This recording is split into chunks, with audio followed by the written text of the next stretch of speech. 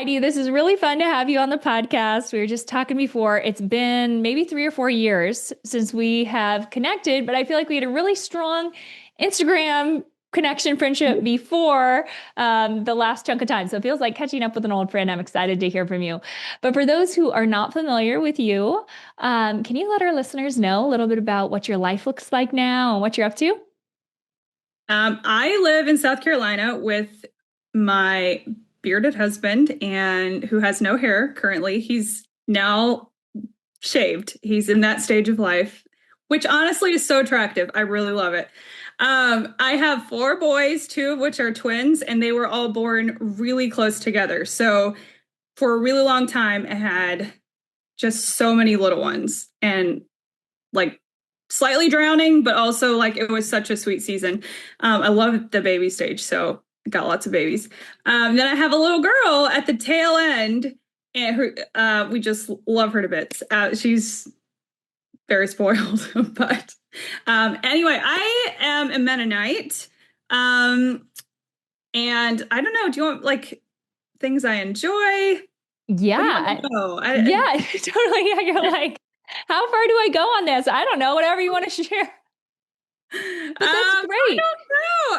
I really enjoy. I feel like lately I've really been able to get back into hobbies that I had to put off for quite a few years just because of the little stage. It was so intense. But I really enjoy photography. I do that as a side business. So this fall was like busy season for that. Really got into paint by number lately. That's super fun.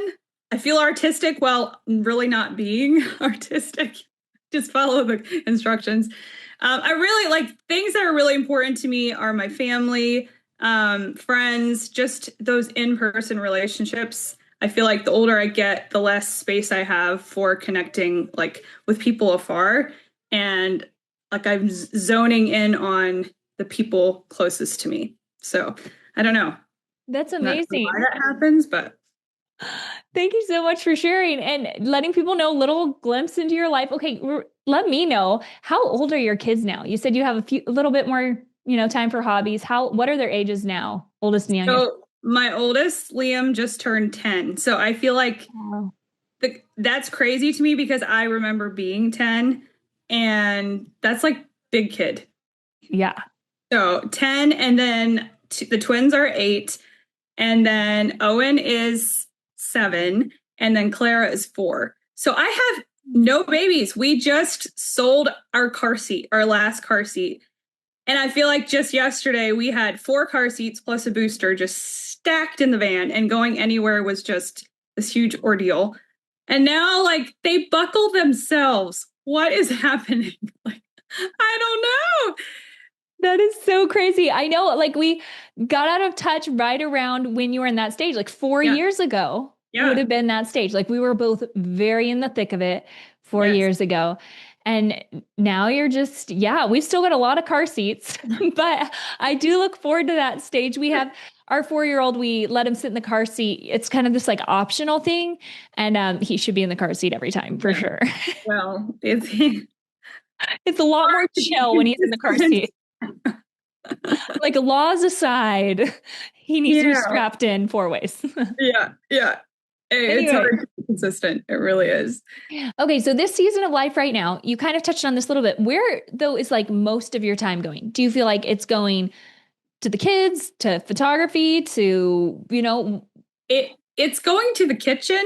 I am okay. cooking constantly, and somehow my kids are just always hungry. Thankfully, I really do enjoy cooking, so it just, I mean, thank goodness because that's what I'm doing all the time.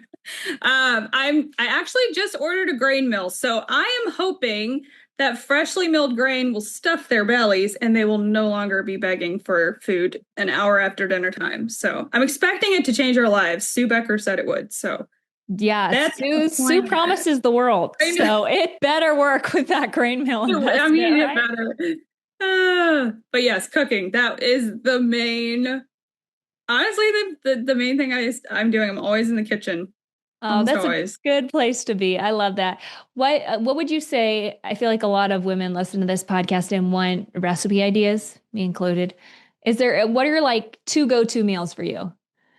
I really love bowls. So like whether it's like baked potato bowls, chipotle in a bowl, like a Mexican, I don't know, just bowls where you have all these fun toppings so people can really like cater it to their what they want, but it feels fancy and it's really not that hard.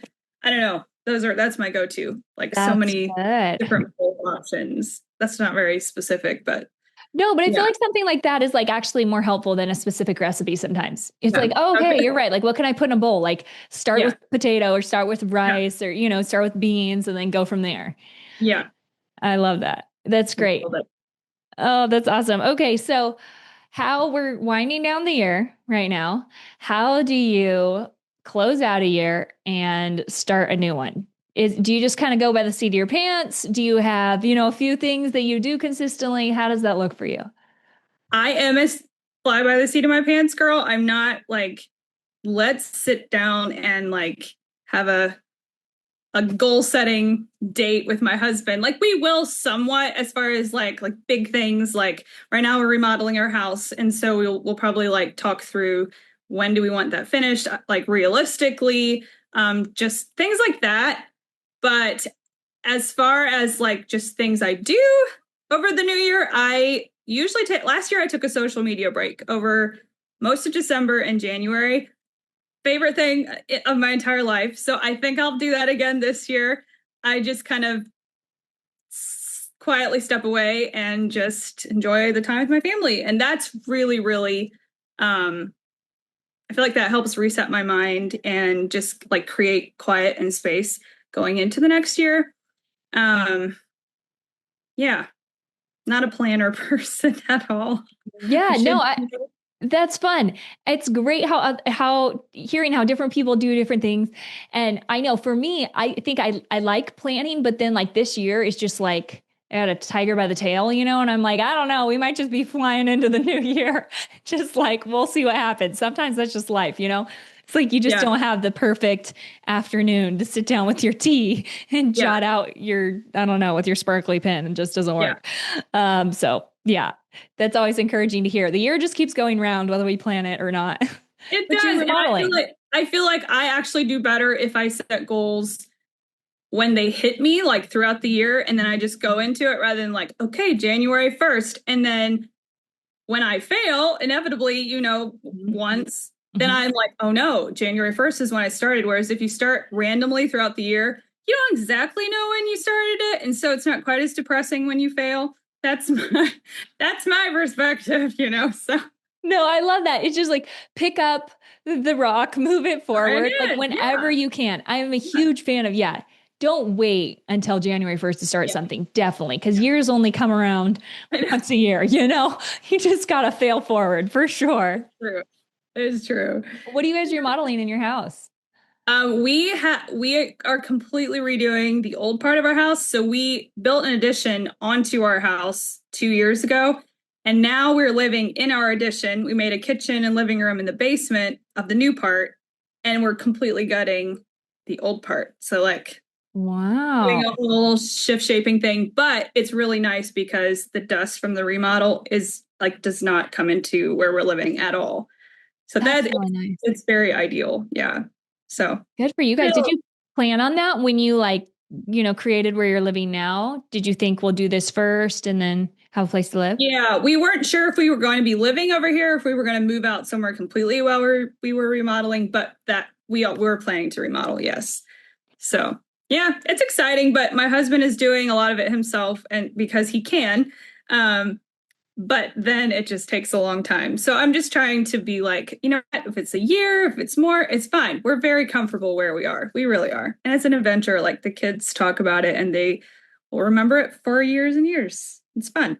Yeah. It's a big deal to remodel. It And is. it is that bittersweet sweet thing, I feel like, when your husband can do the work. Yeah. Yeah. Like, this is awesome, but also now Yeah. we're dependent on you completely. No, it's true. How does the Oh, Advent season look like for you right now? Do you feel like you have any traditions this time of year? Or is that something you just kind of, do what comes to you in the moment too? I mean, we have some traditions. We've kind of taken my husband's family traditions and my family traditions kind of found our own sweet spot. But I feel like as far as like Advent things, we don't really do that. I would like to at some point. But we just kind of talk about Christmas coming. Our school actually does a walk through Bethlehem, like this huge event that's over it's like a total of a week, but spread out over 2 weeks. So that's a big thing that actually starts tomorrow evening. So that like really is the big part of our December. But then as far as personal traditions, I really enjoy books so much. That's a huge part of our house or home. And so I will go to thrift stores throughout the year and I'll stock up on books and then I'll wrap them and we'll open one a day up till Christmas. Oh. That we really enjoy, very inexpensive. And then my family was big into like giving games, something for the whole family to do. We had 8 kids, so we didn't really do gifts for each person, but we always had a new game for the entire family. And that was just my favorite. So that's something I'm doing for our family as well. And yeah, I don't know. It's just very chill. I don't really have a lot of like, it has to look like this and this. Just, yeah, as it comes. I don't know. I feel like unstructured. I feel like thinking through books, and I mean, that's more structured than I could ever wish to be, thinking through that and wrapping those and, handing one out per day. Like, I love that idea and I have yet to do it. I think I'm too scared to commit to it because it just sounds like a big deal. Well, I mean, really fun. However many books you find, that's how many days you do. So if you've only find 5 days before Christmas. If you find 25 days before Christmas. Like you really, it doesn't have to be the whole month, but I like that. That's good. Fun. Yeah. That is really good. Okay. And then games, that's a great idea too, especially when you have a big family. Just be like, okay, we're doing a family gift. Yeah. That's a great idea. Okay. So what were some of your favorite games growing up? Do you feel like you have the same favorite games with your kids now? Or because they're younger, it's different? They haven't really hit the games that I would have loved. But just like Rummy Cube, any like card game they were really getting into. Last year we gave them, I think, King Dominoes, and that's a newer game. We didn't have that when I was growing up, but they really loved that one. Of course, I can't remember any of the names now. Well, of course, I'm just going to put you on the spot. It's really fun. Like they are hitting a stage where they can play games that I can play with them that I don't have to like endure, like Candyland. Like it's actually so fun, like some strategy games, and they can do it, and it's so much fun. Another thing we really do, we love puzzles, like 1,000-piece puzzles. We're huge puzzlers. My grandpa built me this big wooden puzzle board with drawers that you can organize all the pieces. And so we have one going right now. We did one over Thanksgiving. That's another thing we do over the Christmas season. We do a lot of puzzles. So, yeah. Okay, that's great. I just got a puzzle and I want to do it, but it's 1,000 pieces and I've never done a 1,000-piece puzzle with the kids. Yeah. When did you start doing puzzles with the kids? I feel like I get all like, don't touch the pieces. Like you're going to mess them all up. Like I just like freak out about it, which I shouldn't. But how do you start introducing them to puzzling? They've seen me do puzzles since they were little. I remember when the twins were like 2, I was like, I will do a puzzle. And so I had my little rickety card table and I had done my puzzle and I was almost done. And then one of the twins climbed up on the table and pushed it all on the floor. And I just cried because I can't even do puzzles. I can't even. But like they slowly started helping me. And like Clara is helping us for the first time this year. She's actually getting pieces together and she's 4. So they can really do a lot. Like, especially if you have a puzzle where they can clearly see like where each piece is from, like if it's a clear picture, it's not super abstract. And we sort it. We're very religious about sorting. Like you put all the reds here in this drawer and greens here. And then when you go, and you have to do the edges first, cannot start until the edges are done.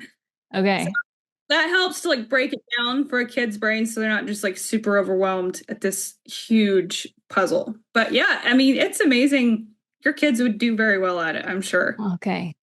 Yeah. Well, that's encouraging. It's like, okay, I do have the edges. I know to do that. Something I got this year was I got a like roll up mat.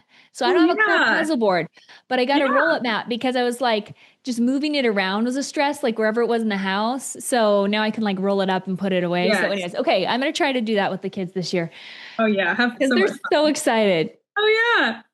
And I'm like, well, I got it for me. Like, I guess Just I'll share kidding. my puzzle, but it's like I'd like to. So, okay, that's They really might get helpful. bored. Who knows? They might go run off and you can finish it. Yeah, Yeah. no, I most of the time I do enjoy things more with the kids. Like I genuinely have fun with them doing it, but it's sometimes it's you need a strategy for like what to Yeah. do. So Oh, yeah. that's really good. We'll just figure it out together on this one. Yeah. Okay, real quick.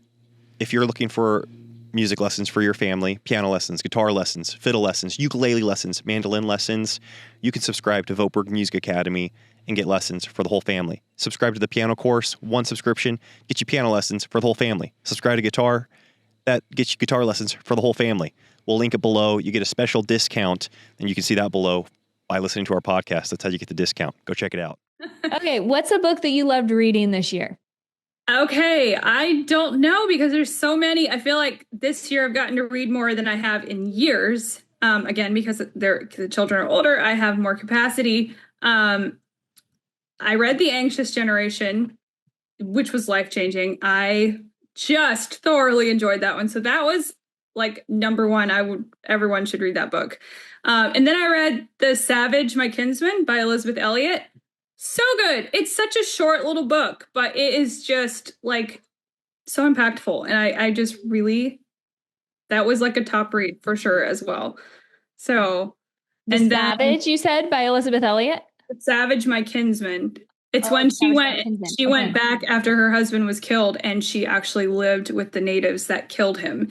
And or like yeah, it's very good. I can't, Okay. it's a lot. So she's an amazing woman, which we know, but yeah. Yeah, she lived like 3 lives. Yeah, she really did. Yeah, It's it's crazy. fascinating. Yeah. And then one other book I read was Celebrities for Jesus, which I feel like reading it as someone who has a platform on Instagram, it was very, very good for me to read. I think even if you don't have an Instagram platform or like social media platform or even like YouTube, even if you don't have any of that, I think it is still a really good read just because it helps you just view how the gospel actually should be shared and how it is most effective. And I don't know, it was a lot of food for thought there, but that was another top read, I would say. So That's good. I haven't heard of that one. That's it's great. great. Yeah, you would enjoy it, I think. Oh, goodness. Okay. So okay, this is just like another question I have with the whole book thing. Where do you find the books that you read? Where do you find like recommendations? Do you have lists? Is it just, someone recommends one, you're like, oh, that sounds good. I have like a ton of screenshots on my phone, and so that's like where I save my Mm-hmm. so organized. But I also have some people I follow on Goodreads that I have like found that they have really solid recommendations. My cousin Ravina, Mrs. Kenneth on Instagram, she's a voracious reader, and her recommendations are always very solid. And so a lot of the things I read are books that she's recommended. Just like a few other people on Instagram that I know if they recommend a book, I probably will enjoy it as well. Like we have the same taste, especially if it would be more like a fiction book. But yeah, you kind of have to find your people that you like know that their books they recommend will be really good. I don't know. Yeah. Yeah. Yeah. That's really helpful. And I forgot Goodreads was a thing, actually. That would be a great resource to be able to find people on there. And then like, yeah, once you know you like someone. Yeah. Yeah. That's smart. Yeah, I feel like Autumn Kern from The Commonplace is that for me. If she recommends a book, I'm like, okay, it's on my list. Yes. Yeah. And you just need a few people like that are reading a little faster than you so they can keep you stocked up with things to read. When do you mainly read? Is it like in your afternoons or evenings, just like a minute here and there? I always, when I eat breakfast, I always read a book then. That's just like my thing because I eat breakfast after I take the boys to school. Because we send them to a private church school. And so I read then, and then evenings those are the two times that I read. And That's fun. Fast so we can get through the books. That is great. Yeah, I do that sometimes on weekends. Oh yeah. Weekends are a good time to read. And food and reading. That is so fun. Oh yeah. Okay, so how do you connect in the season with your kids? You're busy, you've got a lot going on. They go to school, they come home. Where's your time? How do you do it?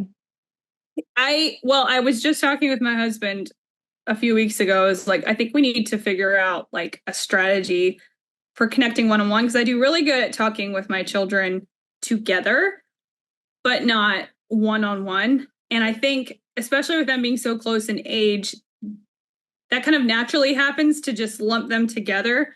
And because they're always together, all that. But like they can't, if there is something that's bothering them, that's not when they would be sharing it. So in the summertime, when I walk, I often take one child with me and they'll walk with me. And that's a good time to talk. Bedtime, there's always a child that really wants to talk, which is kind of frustrating sometimes. But I think it's just when they're like, I've read that that's when their guard goes down, they're relaxed. Like that actually is their safe time to talk. So I'm trying to like not be like, you gotta go to bed. Like we can't, you just gotta go to bed. Like I'm trying to not do that quite as much. But we were talking about, because I think I've seen other families do this where they have like one night a week, it'll be like date night for one child. And like they get to stay up a little later after the rest of the children go to bed and do something with mom and dad for maybe just an hour. So I think that would be very feasible. Like I think we could incorporate that into our schedule and not have it be a huge deal. So we'll see. That might be a New Year's resolution, but I don't know. I actually would love to hear, like, is there something you do for that? I know I'm supposed to be talking, but I would actually really like to hear if you have a strategy for that, because it can be challenging. No, I know. That's why this is a question I was asking you, you notice. No, I feel like when like this afternoon, Lucy has a gymnastics class, either Elisha or I will take her. And that's kind of like, there's drive time, stuff like that. Or like if I go and pick up the groceries, kind of like with your walk thing, like there's some things that are built in where like I'll grab a child or Elisha will grab a child, take them on an errand or work. But we don't have something that is systematic for the kids. And even as you're saying this, I was really convicted with the whole bedtime thing because it's true. I kind of like look at my watch and I'm like, I'm off the clock. You're in bed. And it's like, no, that's the time when I get chatty. That's the time when I want Elisha to talk to me. So it makes sense that it's like, I don't know if like, it would be helpful to make bedtime earlier so you have more time because they do need to go to bed and get their sleep, especially like we go to school. So they have to get up at a certain time. So I don't know if you would make like the bedtime routine longer to allow for, I don't know how that works. It's tricky stuff. I don't know. When they were really little, we did for like 3 weeks, we did that whole, the older three got a little date with mommy and and daddy. They never forgot that. Yeah. And they keep bringing it up. And I think we just did it for like 2 weeks. So they each got one date each. That was it. Connection. That's it. And that was it. And they like always bring that up. So like, that would be a good thing. What time do your kids have to get up in order to make it all out the door? Well, we are not a like get up and have lots of time family. We're like, what's the last possible moment we could get up without having a lot of chaos? So they get up at 7:20. Okay, that is. And they have to be at school by, usually we get there around 8:05, 5-minute drive. So they have a little over a half hour to eat and get dressed. And we just love it. Like, there's no point in being awake longer just to try to wake up. I don't think so. Well, you're a night owl, aren't you? I am. Okay. I think I remember that from back in the day. I was like, we definitely have our productivity hours flipped completely because you like get going when I am like dying. So Yeah, that makes a big difference. So yeah, stay up as late as you can, sleep in as late as you can, and then you're good. Yeah. That's how it works. Yeah. And Yeah. so is your husband on that same flow too? He is the reason I am. His Okay. family, I remember we were dating, I was like flabbergasted that people would stay up until 11:30 and it was normal. Like that blew my mind. Now, if I get to bed before 11:30, I'm like, I am getting to bed so early. Like, wow, I'm so healthy. So like it's completely because of him. So obviously if I want to spend time with him, and my mom encouraged me to do that because there was our first few years of marriage, I was really frustrated with like, I want to go to bed early and like, this is not working. She said, listen, if that's the time that you have to spend with your husband, if that's what works, just do that. Like that is what you need to do. And so I guess the Lord made me a night owl. So now I thrive with a late schedule. Wow, what a good mom. She is a good mom. That is so wonderful. I know so many husbands that listen to this show that would be thrilled if their wives would be willing to do that for them, because it is true. Yeah. It requires an element of sacrifice to get on your husband's schedule when he's Yeah. a late night guy, but it's like that is one way we can be a valuable helpmeet is Yeah. be there when they would like us there instead of like, Yeah. nope, sorry, you know? So tired. Yeah, good for you adjusting. That's amazing. Oh, well. So one of my questions was on connecting with your husband. Is that when you guys hang out and talk and stuff like that? Okay, so we are night owls, but we really do try to shut down work at 9 o'clock, which is the kids' bedtime. Okay. Not every night, like some nights, like last night, he's like redoing, I don't know what the word is. He's completely rebuilding a truck. And so like I took him coffee and we sat out there and talked, and I was like, we should do this more because he had the project he wanted to finish, and normally I would just be doing my thing in the house. But yeah, just sometimes I need to do better. I like just going to where he is if he has something he needs to do, because it's really fun to sit and watch him work. I mean, I did that all the time when we were dating or newly married. I would go be with him with whatever he was doing. And for years I couldn't really do that because I had so many little people and I had a lot more going on. But now I can. So yeah, I feel like we're in a really sweet spot as far as like the age of our kids and just connecting with my husband. Like it's just really good. And my health went through a lot last year. My health just tanked. And I've really worked on that, been working with a doctor, and I feel like I feel good again, which allows me to be my best self for my husband, which is huge. Like your health does play such a huge role in how vibrant you can be for your husband and your family. No joke. Change. Yeah. It's a very practical thing. Like health affects everything. It is Really crazy how much it does. Is there anything that you learned through this process that you would like, without being too personal about it, but just like encourage someone else who feels like they're in a slump, like something more general that you feel like, or was it all very specific to your situation? As far as like, I feel like the roughest time of our marriage was when we had so many little babies. And one of the things that honestly helped the most was that like my husband and I talked it out and realized like we are really feeling like roommates right now. Like that is how we are feeling and we don't like it. Like, and even though it kind of had to be that way a little bit, as far as like, we couldn't really have the intimacy we do now just because, I mean, we were just maxed. But like even just communicating that and like getting on the same page is huge. And I don't know now, like even just like having fun with him and joking with him and like flirting with him is so much fun. And the more you do it, the more you like want to be with them. And it like just helps you remember like, this is the man I fell in love with. Like, I actually really enjoy being with this person. Instead of just boring humdrum roommate stuff, like, I don't know. I don't really. That is so sweet.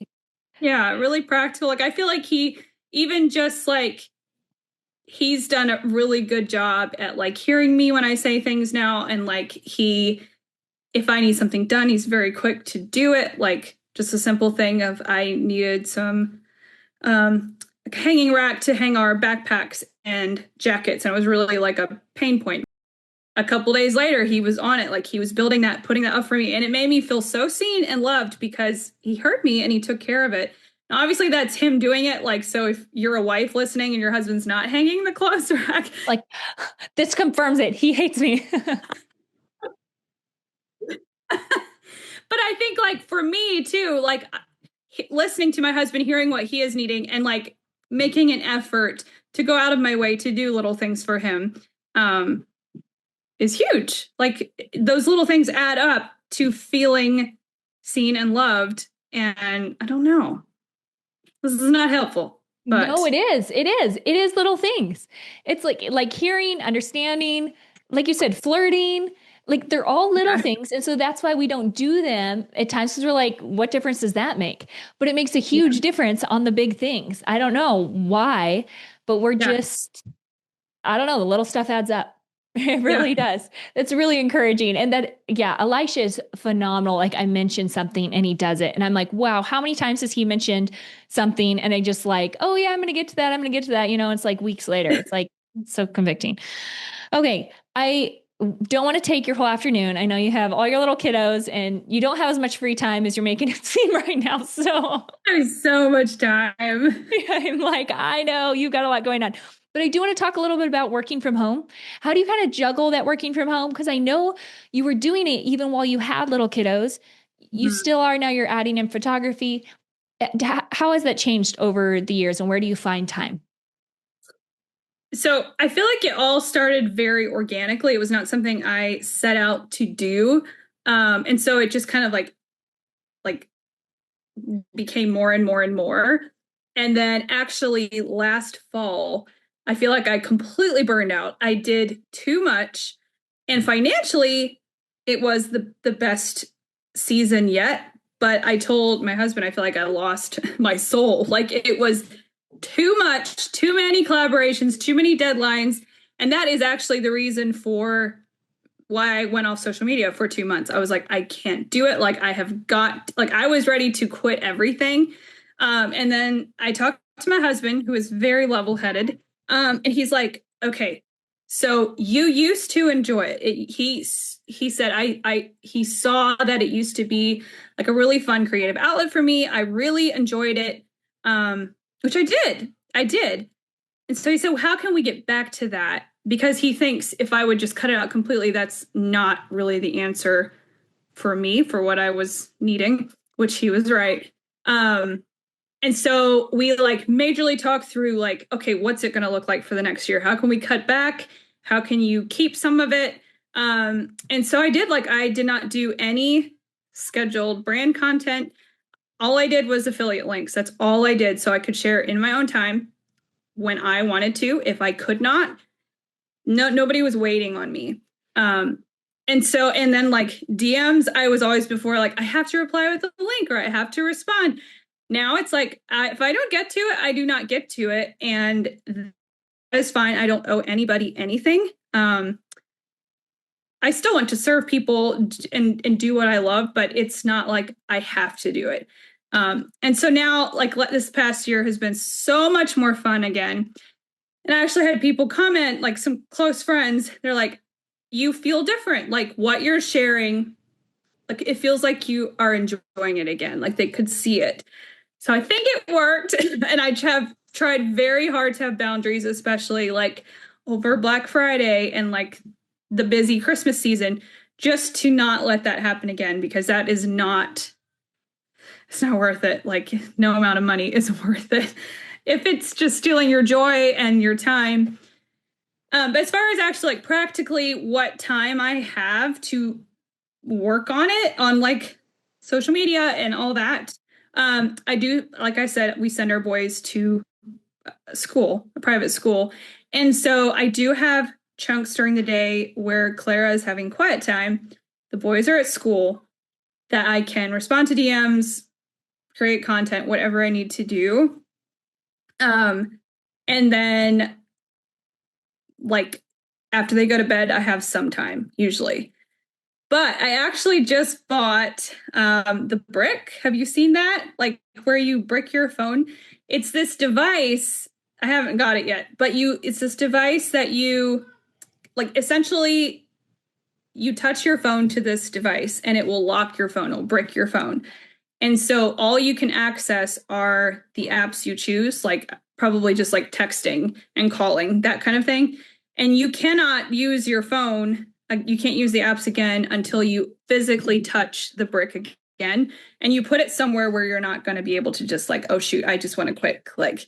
So I'm thinking I'm going to put it like outside in my husband's shop. So like I literally have to go walk to it. So I'm hoping that will help me have better business hours and actually stick to them.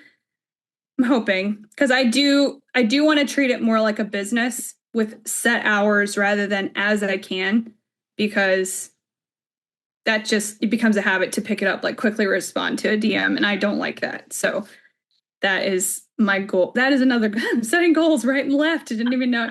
Oh no, I release you from anything you say on this podcast. I will not hold you to it. I've got to hold myself to this. But that is something I want to try to utilize, see if it's a good fit for 2026. And yeah, because I don't want to be that mom that's always on my phone, because even though my children know like a lot of it is for my work, they're still seeing me on my phone. So yeah, want to set more boundaries. Cool. I like that intentionality with the whole brick thing. Yeah. It's funny. I had that because, you know, any kind of technology we have, it's tempting to just check real quick. It doesn't matter what it is. So it's like, I got a desktop computer, so I couldn't move it around with me. Cause right. So I get rid of the smartphone. Now I'm moving a laptop around with me everywhere I go. I'm like attached to this giant laptop. And then I get rid of the laptop. I get a desktop computer. And then I'm you know, always at the desktop. So now I move the desktop like far away. And that's actually working pretty well. Yeah, that would make it more clunky too. Like it literally has to stay. Yeah, right it's like I literally cannot move it. So anyways, that's really cool though. I love that. Yeah, we're all trying to figure out how to use technology, but stay disconnected in the ways we want to, but then use it as the tool that it is. And yes, that's tricky. So that sounds really cool though. Just the way that you navigated moving forward and keeping it fun and affiliate links. I think that's huge too, versus like time-based stuff. That's terrible. Pays well, but it's terrible. So no. I know. Like, even like the fact that work is so busy over Black Friday and Christmas and Thanksgiving. And you're like, that's when it's like family time. It's kind of like of the devil. Yes. No, like, I don't know. It's making me like this year, I'm really questioning it because Elisha's so busy with work. And I'm just kind of like, you know what? I'm not sure about this. Why? Like, I just wish we could detach. Like, it's fun to have sales on stuff like once a year, right? Totally. Like, why can't we not pull that away from holidays? Because yes, like whether it's me sharing the sale from the family gathering or someone seeing the sale at the, like, either way, it's just bad timing. Yeah. Yeah. I don't know. I just don't know if we can change it. It's just like too lucrative, I think, for companies to like move it away, but it seems like that could be good. Okay. So that's it, Heidi. I don't want to take any more of your time today, but thank you so much for getting on. And can you let our listeners know where to find you? I know some are already familiar with you, but just for everybody, where can they find you and learn more and follow along? Just on Instagram. That's the only place. And it's _Heidi Marie. So awesome. We can link it down below too. Yeah. I'm in stories and I like never post. So it's a really sporadic plan, but that's how we roll. So stories are where it's at. I love stories. That's the fun place. I like got tired of posting once the algorithm was like, it has to be a reel.